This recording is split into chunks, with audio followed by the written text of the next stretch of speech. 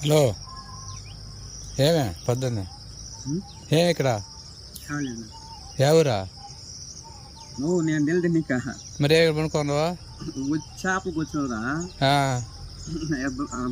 Bike అక్కడ పెట్టేసాను. మరి బైక్ గుంట్లో పడుకున్నావు అనేసి లేదు ఎప్పుడు వచ్చి పనుకున్నావా?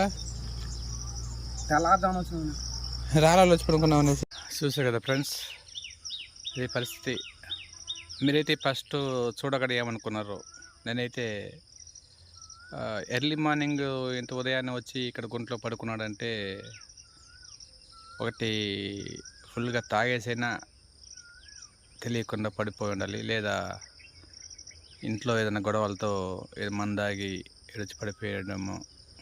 ఆల్మోస్ట్ అతని జీవితం అయిపోయిందేమో అనుకున్నాను.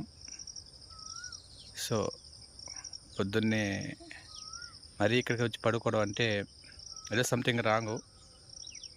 సో అట్లా ఏదో మనస్తాపంతో వచ్చి పడుకున్నాడని నేను అనుకుంటున్నాను.